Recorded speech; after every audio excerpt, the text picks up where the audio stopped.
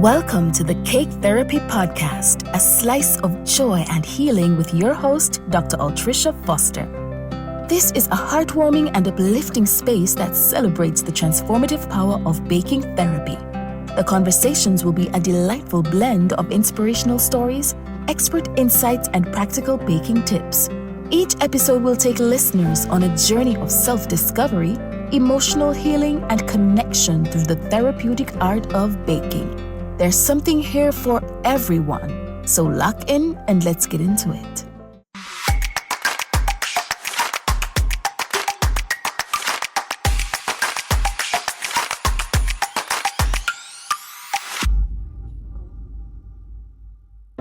Hi everyone, welcome back to another episode of the Cake Therapy Podcast with me, your host, Artistry Foster. Today's slice of joy and healing does not require much of an introduction, but I'm going to tell you about today's guest though. She is dope, she's friendly, she's one of the best cake artists in the world, really. She's going to tell you that she isn't when she comes on, but believe me, she is.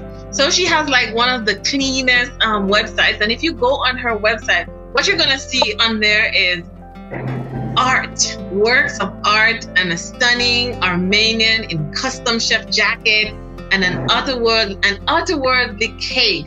The masterpiece that this cake artist produced are often described in her bio that she loves art, and it shows in her work, it shows in the masterpieces that she produces. She's world renowned and she teaches all over the world. Her work is published. She works in medium and texture and life and movement. And if you take one of her classes, she talk about movement. It has to move, right? So today's guest is none other than Sona, owner of Lima Cakes. Welcome, Sona. Hi, Artistry. Thank you for the amazing introduction. I feel like a celebrity now.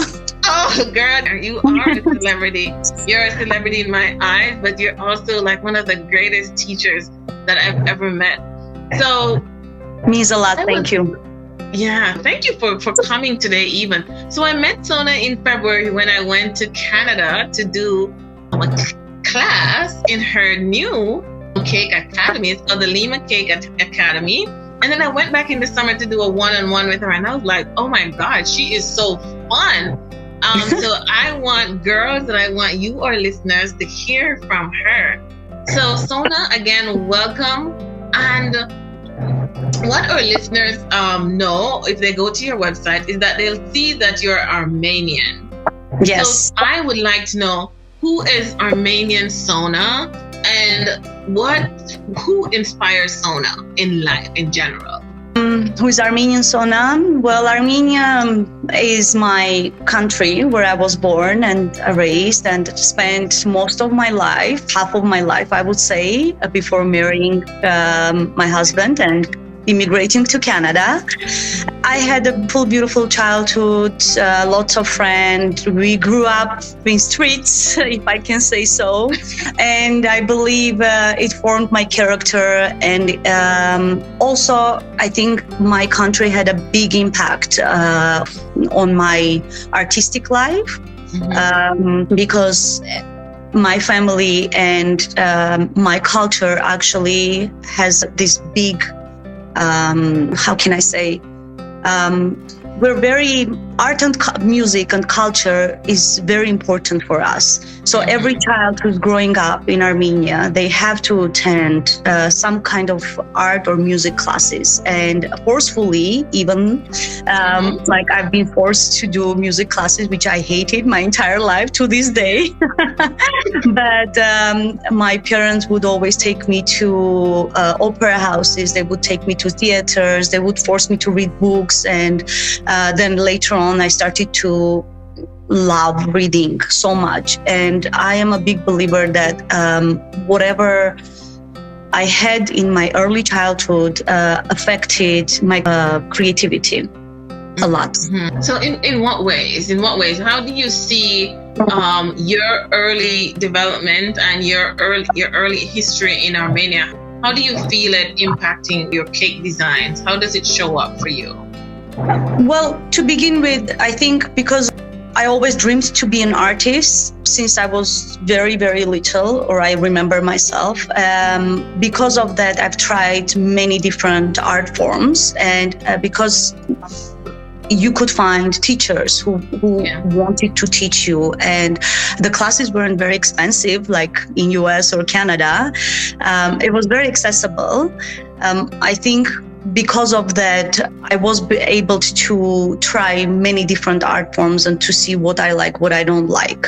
That's one of the ways. The reading books and attending to music or like opera houses, listening musics or theaters, that developed my inner soul, I would say, or like intelligence that developed a lot. What I actually try to do for my kids now. I take the art in a completely different way. I feel the art and the music in a completely different way. I think that's when you're a kid, you don't realize that, right? You don't understand. You don't want to go. You don't want to listen. You just want to play. But I'm very, very thankful for my parents that they forced me and made sure that I am exposed to that world. Exposure is important. So you didn't mention like your soul, right? And it shows in every piece that you do, that you're really putting your artistic soul and your personality into your cakes. How important is it really to feed your soul in the process of making a cake? No, it's very, very important. It's one of the reasons I started Limacakes, because my creative monster, I like to call him, that was about, it was ready to come out. And my soul was hungry to create, staying at home for 5 years, not being able to be exposed to art. I was so hungry to just start creating, that I promised myself that if I'm going to do whatever I'm going to do, it has to be unique. It has to be connected to art. And I kept my promise. After 7 years doing my work, doing my cakes, I kept myself the promise. And I'm very happy because every time I create a cake, it must bring me the happiness, the butterfly. If I don't feel it, if I don't just smile every time I step back and look at my creation, I would not do what I'm doing. Definitely. This is not for me, it's not a business. It's not a way of earning money or, I don't really care about the popularity. I don't really care about what people think about my art. What I think, what I enjoy, what it brings to me, that's what very important first place. So I like that, and I like that you mentioned about you've always wanted to be an artist, but like many of us, we don't start where we eventually end up. And like for me, my background is really science, right? But you have an interesting story. What did you study in college? And tell us your journey from what you studied in college, your experience there, and how then we start talking about how you got to Canada. Well, my master's degree is engineering in technology, which is very, very funny because I have nothing to do with that degree. I don't know how I ended up finishing, getting the university and getting that degree. But when I was young, I was graduating the school. Honestly, I was confused what I want to do. I never attended any art classes, even though I always dreamed to be an artist. Somehow, I never get a chance to attend to art classes. I would do, like knittings or macrames or something that connects to art, but not maybe what I would love to do, which is drawing, painting, being in visual arts. When I was about to choose the university, I was very influenced by my dad because I admired him so much, and I wanted to be in finance, which is crazy. I have no connection with math. I hate. I hope my kids are not listening this because they don't know that. But then I realized I went to college to see if I like it, and then I didn't like. So I came back to return to school, and when I graduated, I found this university that teaches multimedia and design, which oh great. This, by the way, I also pursued law. I wanted to become a lawyer. I actually studied to see if I will pass. I've tried everything. I'm a Gemini. I would try everything. Yeah. And then when I found this university that offers this faculty of my multimedia and design, I'm like, okay, great. This is something that will be great for my future. I can earn money because it's connecting to computers plus design, what I like. But it was an experimental faculty.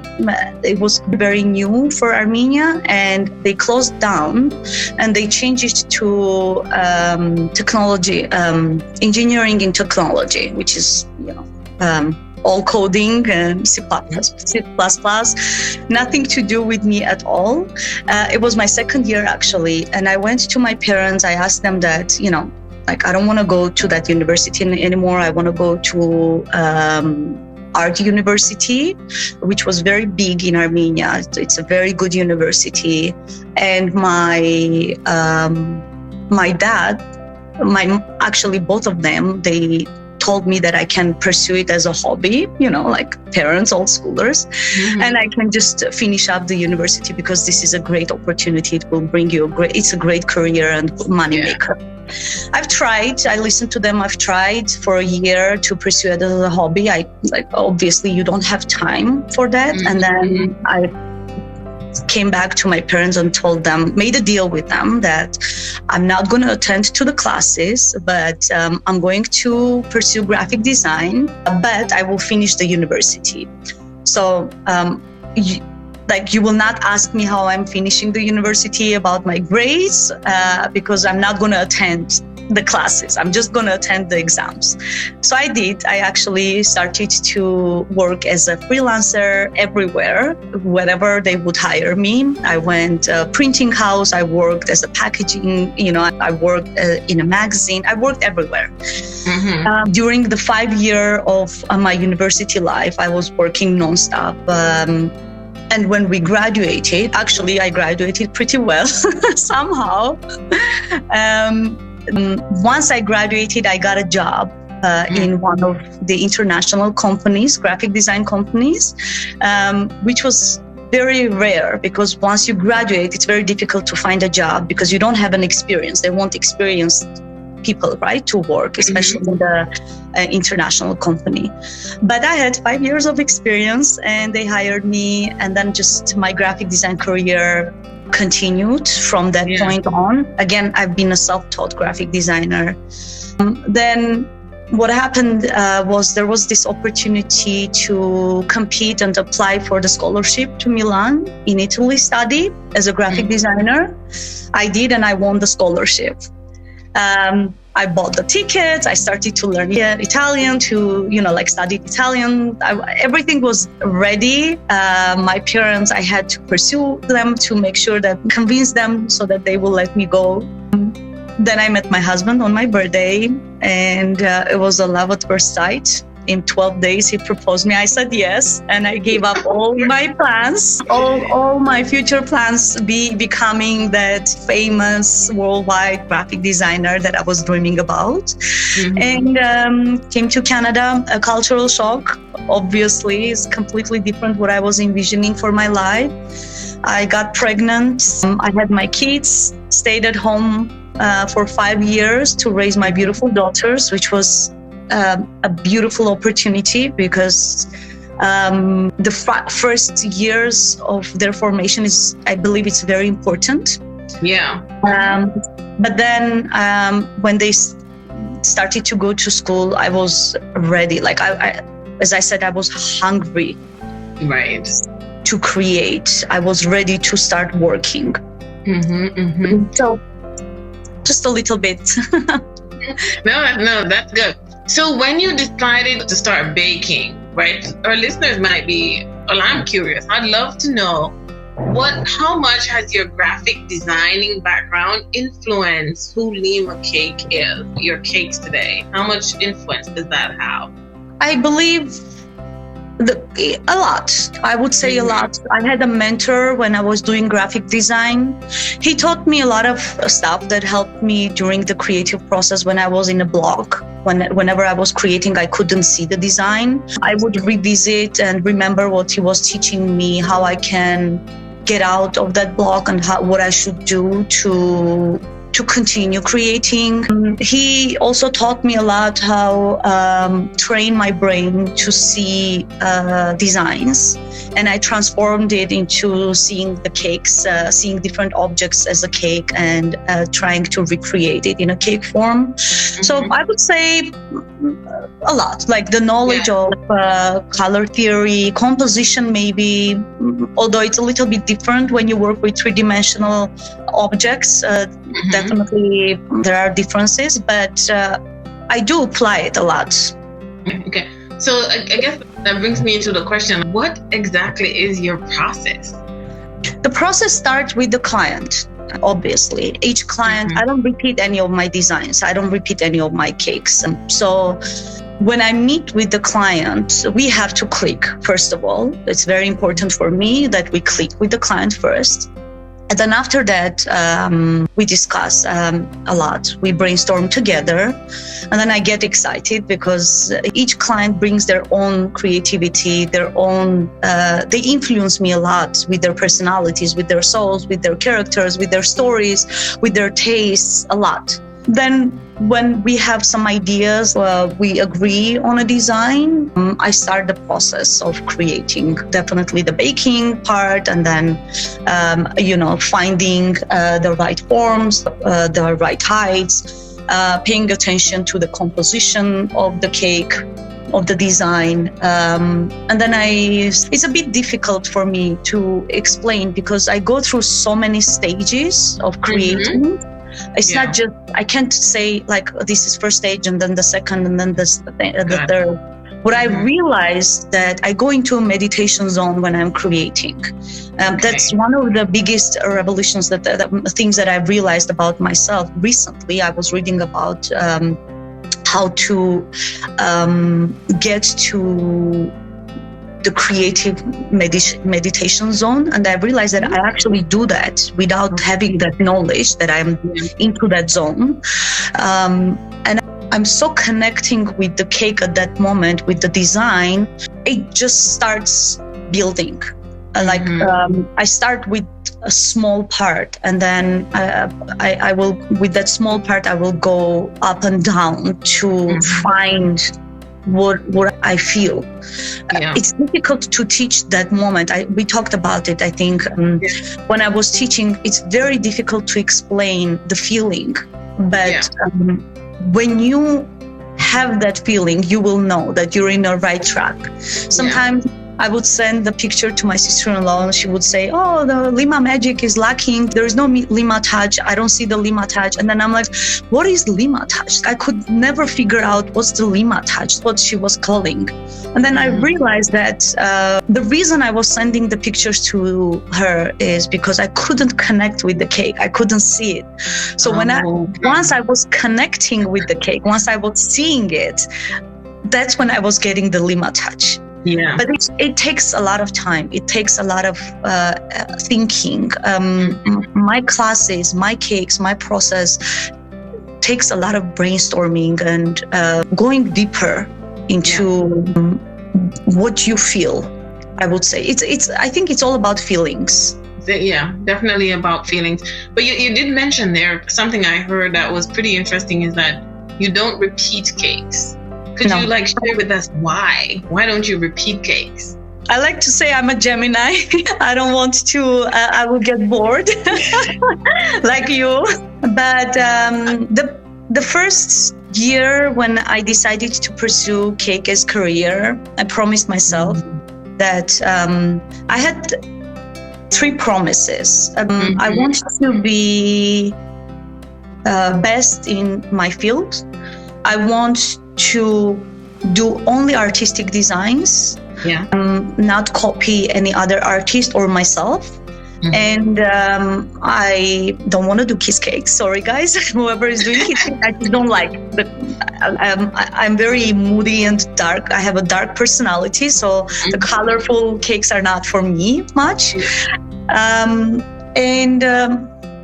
One of the reasons is because, again, I get tired very quickly when I have to repeat something else. Even though sometimes, for example, I will come up with a technique, with a texture. I will put it out there on Instagram and everybody will start copying the cake or the texture, the technique. And then somebody will take it and develop it more and they will say it's their technique. But I can proudly say that I started it. But because I don't continue, I don't repeat the technique, I don't repeat the design, I don't repeat my cakes, it's not staying as Lima's signature. It goes up, which I don't mind, by the way, because every time I've tried a couple of times to copy the cakes, I hated every second of that process. I hated it. I didn't enjoy working. I delayed actually the starting process. I delayed it so much that I physically couldn't delay it anymore because I had a deadline to finish the cake. And I realized that I'm resisting, working on the cake. And I didn't like the feeling that I was feeling. So every time I create a new design, it's a challenge for me. I challenge myself. I compete with myself, not with other people, which is very difficult. You can't outdo your cake. You can't outdo what at that moment you felt so proud. But I think I'm in a search of that feeling all the time. It's like getting high. No, it's true. You're constantly seeking that pleasure. That's me in the kitchen. I'm constantly seeking the pleasure from my last best cake or something like that. It's interesting. And I love that. I enjoy it. And one of the reasons also that I don't have repeating clients as well, which is, again, like as a business owner, you can say it, because I do enjoy working with new people. I want to discover their creativity. I want to discover their souls and their characters put it, because every cake, by the way, I name my cakes. Every time I post it, I try to give names to my cakes, because the soul of my clients goes into the cake. I can see the cake. I can see the client with the cake. You know what? I've had the opportunity to really hang out with you, talk, chit chat, really design and develop ideas. What I like about you is that you give so much. You really give when you're in a space. Even when I remember our first class, you helped to pull and push things out of your students. And that I can appreciate about you. And I want to talk about what made you decide to start teaching. It is a gift and it's a talent to teach, and you give so much, but what led you there? I've never thought about it, actually. It just happened. There was an opportunity to teach. I didn't think that I'm ready, if I'm being honest, and I'm always honest. But I took it and I taught. First time, it was in Paris, actually. And I really enjoyed sharing my knowledge, because I realized that you can give so much, like whatever you learned. And at that time when I was teaching, the teaching was not very popular. Traveling was not very popular. Like these online classes now that everybody offers. You didn't have much information about artistry, cake art. And when I was sharing my knowledge, my techniques, I was getting so much good feedback from my students that it just kept me going. I did elevate my teaching, actually. I would say that for sure. Now what I try to do is, instead of teaching you techniques or mediums, I want to teach you creativity. Very, very difficult to do that. But I believe that's what we're lacking in the classes, because you can learn all the techniques that everybody teaches on Instagram or on YouTube or by the books.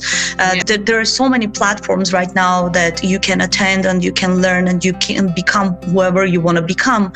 One of the biggest things that is lacking in our community is the ability to create, the freedom to create, because your clients are not ready to give that to you. Your teachers, for sure, they don't want you to have that, because it's very difficult to control 15, 16 students in a group and give them full creative freedom. It's a mess. It's a psychological mess. It's not just a creative mess. It's a psychological mess, because you can see people breaking down and then rebuilding again. And you only have 6-7 hours to pull them together, to pull yourself together, to understand their characters, to not offend them with your honesty and with your pushing, but at the same time to push enough so that they can actually feel like maybe create a safe place for them to be able to open up to you. It's been so rewarding. I've seen so many students just blooming. And I could see that moment that when they were breathing with a sigh and just smiling. They couldn't hold their smiles. I've seen students crying. It happened too, because it's a process that you need to experience. That's what if you come to my class, you want to know how I work, right? This is how I work. I cry, I laugh, I doubt myself, and then at the end, I create a cake, a beautiful art piece that I'm so proud of. Yep.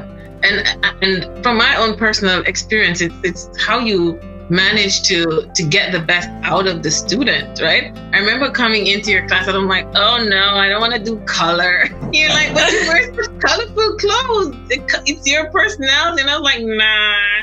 But then we created that magic, right? And I really enjoyed it. And I thought then that, man, this lady is blessed. She has a calling to teach and to push people beyond their own expectations, beyond what they see for themselves. And let's face it here, Sona, as humble as you are, popularity, followers, comments, likes, those things don't faze you. I've met you, those things do not move you.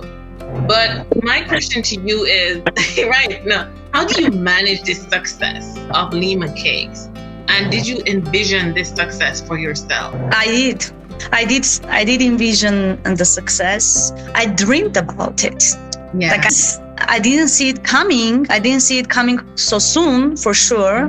Right. But I dreamt about it. I dreamt to travel all over the world. I dreamt to be the best. I wanted to be recognized for my art, not for others, but for myself. I think to myself and to my family. Yeah. I think that was the driven point, because I wanted to show my family that I can be who I want to be. And we all have that gaps in our hearts, the holes that you don't know what's the reason that you can't feel, like getting married, having kids, that's amazing. But one of the biggest holes in my heart was not being able to pursue my career. And I'm a very career-oriented person. I ask my husband. He would always say, you're like a man. You work like a man, you think like a man. I think that was one of the driven points that made me so stubborn despite all the obstacles, all the difficulties, all the problems facing while I was trying to build Lima Cakes. I just stuck with Lima Cakes and continued. It is amazing. It's very rewarding. At the end, when you see what you're growing, when you see it's blooming, the flower that is blooming, it's very rewarding. It's very beautiful. It's very touching, I would say. But I also really miss the time when I was just starting. That drive. I am missing that drive a lot. Really? I always tell my students, whoever just starting, I'm like, I'm so jealous of you. You have this opportunity. You can start, you don't have a name yet, but you have the passion and you can create that name. When you do for a long time, the passion, as much as you try to keep it, it also dials down a little bit. Oh, I see. Could you just, for a moment, describe the drive, the difference between the drive when you were starting and the drive now, having to maintain Lima Cakes, the brand? Easy. I was a cake zombie. Yeah. I was walking, talking, seeing, eating, and whatever I was doing, in my eyes, I would just see cakes. I stopped cooking. I stopped really being with my family, 100%, being a perfect wife. And I would not sleep. I would not eat properly. And whenever everybody was sleeping, I would continue working until maybe even 6 a.m. in the morning to be able to finish up the cake that I need to finish. I would not want to have a day off. I didn't want to go on vacations. I didn't want to do anything. I just wanted to create. Now, every opportunity I get for a rest, I take it. Every opportunity I have to be with my kids, I take it. It's an excuse. I don't have a client. Great. I can clean the house, let's say. Yeah. So that's good. So do you think this is rest that is earned? That's why you're taking it? Or I don't know. What do you think? I don't know. I'm just asking if you think, I think you've earned it. So go ahead and take your vacation. I don't know if I earned it or not. I do feel guilty every time I'm not working, which is, I think it's common feeling, or for the workaholics like myself, maybe, or for the artists, that you feel like if you're not creating, if you're not working in the studio, you're missing out a lot. But at the same time, I really enjoy my downtime. And as much as everybody says that you need to rest, your brain needs to rest to regain the powers again, now I'm starting to understand it. Also, the physical shape is not the same. I have a lot of pain in my hands, wrists, like the tools that I use, my hands, lots of tools. The back pain. So I guess that's also a little bit slowing me down. Do you work alone? Is Lima Cakes like a one-woman show? Well, I have a manager who does all the stuff that I hate doing, but the creative process is Sona only. Again, go back to meditation zone. If there is anybody in my studio, I can't meditate. I can't go into that creative zone and start seeing the design. I actually, I tried a couple of times, had the interns, and I realized that I can't wait for them to leave so that I can create, so I can start my work. That's the feeling I was getting. So I've tried. For the academy, I have assistant. She is amazing. I couldn't do without her. So I'm trying to learn also to delegate, which is working. Like now I'm trusting her almost 100%. She's doing amazing. But when it comes to my cakes, for now, I don't think I'm ready yet. Absolutely. So you talk about delegation, you talk about the academy. And my question to you now is, what is your message? Because those interns are obviously individuals who are watching the magic that you present on a daily basis. What is your message to anyone who wants to enter into this cake artistry, this profession of baking and cake design? First of all, don't start the cake artistry, cake design, cake business because you want to be with your kids. That's the number one thing, because you never will be. It's to be a little bit funny, because every time I'm teaching, when I ask my students what drove you to become a cake artist, they would say that I didn't want to pursue my career anymore because I wanted to be with my kids. It's misleading. You don't have time. Especially in the beginning. But to be more serious, I would say stay true to what you want to do. Why? Always remember why you started it, for what reason you started it. Don't compare your beginning to somebody else's middle or the end.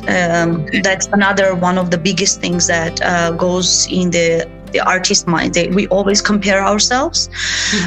It's very difficult. Maybe compare, but don't close yourself down when you're comparing, but versus make it as a like a driven point, so that you can continue and become like the person you're admiring so much, or you want the person to be.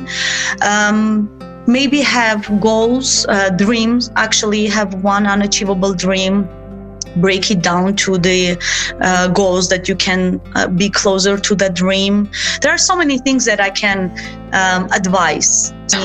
So many things. Just one of the things is, if you want to be baker, be a baker. If you want to be an artist, then you should be an artist. You should find ways to become the artist, not to be in that cycle of pleasing the customers, earning money, and burning yourself out and not being able to do whatever you initially wanted to do. You speak so much of feeding your personal soul through your art, and I love that. And that's a good message to impart to individuals who want to enter into the baking arena. But, you know, we have a foundation over here in Minneapolis that's called the Cake Therapy Foundation for Women and Girls. And the foundation really teaches women and girls bake through their trauma. For those girls who are obviously listening, how has baking impacted how you respond to your own personal trauma, whatever it is, you know, or to bake through your anxiety or whatever? How would you encourage a girl, you know, who's listening, who's got some stuff going on? First of all, I really admire you for what you're doing. It's a God-given thing that you're doing, actually, for those girls and for people that maybe lost their hopes and now they can regain, or maybe they can find a safe place to forget about their traumas, or maybe talk about it, or maybe just release through the art process.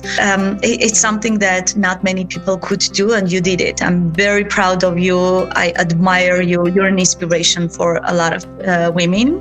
And to say how it will impact, or how it impacts me, not the baking, but the cake decorating, the designing part, I think it silences down a lot of noise in my head.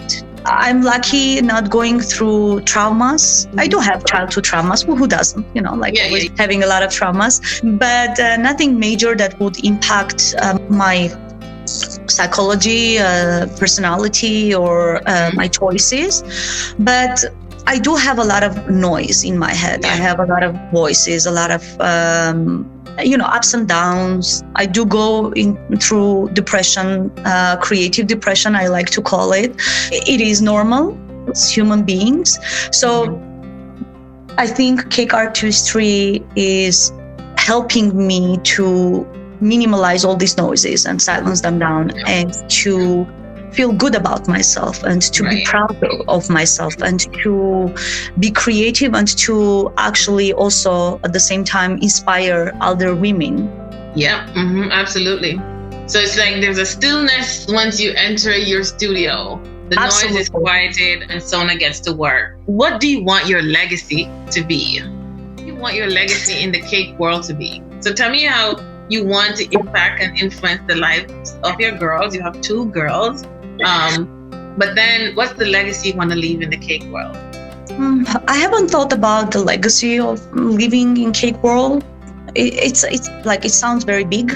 I would say maybe it's something to dream about. I haven't thought yet, but I can bring it slightly down and talk about my kids. I'm raising 2 beautiful, powerful girls, and very independent and very strong. They have their own minds and their opinions. One of the legacies that I want, actually one of the examples that I want to show them, that you can have a family, you can have kids, and you can be successful. You can be a woman. You can have whatever you need to have whatever you want to have, and at the same time you can also have a career and have a successful career. My daughter, the older one, she's in music, she's pursuing music now, and she came to me. I was like giving her, hinting the dreams, what her dreams should be. Guilty. And I was like, Lily, imagine you would go to tours and then you will sing on stages, and I want her to dream big. Yeah. And then one day she came to me from school. I was cooking and she came to me, she's like, Mama, if I go to tours and I really want to have kids, great, you can have kids. But if I go to tours, I will not be with my kids. My kids will be alone. And I want to be that mom who will, when they come home, mom will always be home like you are. Mm-hmm. I said, Lily, you start the touring, I'll come with your kids to the tour. Don't worry. I'll take care of it. There will be always a family support. Also, another, maybe the examples or maybe the message that I want to give them is, you can rely on others. You can rely on family and ask for help. Don't try to do everything on your own, because as people say, it takes a village to raise a kid. It takes a village to do whatever you like to get to your dream. You can't do it on your own, and you can't forget people who helped you in the process. You always need to be thankful to them out loud. You always need to tell them how you appreciate their help, and always try to maybe help them to get to their dreams too. Absolutely. So we can definitely leave on that message, like gratitude, live out loud, and always rely on people. But before we go, I'd like to ask, what's in the works for you? What's next? You have a lot of cake classes coming up. Gonna keep you busy, but what's next in the pipeline? Honestly, I don't know. I don't know. Every year brings something new. I would say I achieved a lot of goals I set for myself. Maybe next will be teaching the younger generation. That's what I'm thinking. Maybe teaching the kids. And, I've been teaching adults for so many years, and I've seen that the adults come with a baggage, with a lot of issues, with a lot of problems. And when you give them the blank page to draw, they are stuck because of all the baggages that we have, all the rules and regulations and lessons that we've been taught since we were kids. I want to experiment and see how the kids think. Maybe if I give them all these mediums and I teach them all this information, what would they come up? Yeah. And I'm planning to do it maybe like with my younger daughter's class. We'll see. And she actually came to me, like, Mama, what if they will not follow the rules and they will just do whatever they want to do? I'm like, yeah, that's what I want. I want to see what if you will not follow any of the rules. Maybe that would be fun. Yeah. My son is into art, so we pay for like an extra art program for him after school because he wants to. It's something that he's interested in. So I would love to see how that develops for children, and then that gives me a reason to come back to Canada, right? And then we will spend time, laugh, eat. Eat. Yeah. So if you go to Canada, Sona does provide the best lunches, the best food, the best conversations. So Sona, let me tell you something.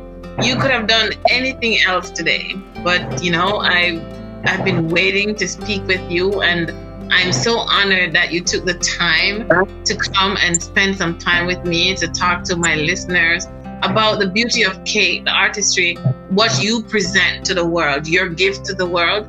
And I'm really appreciative that you really carved out the time to talk to me, because let's face it, you are Limacakes, right?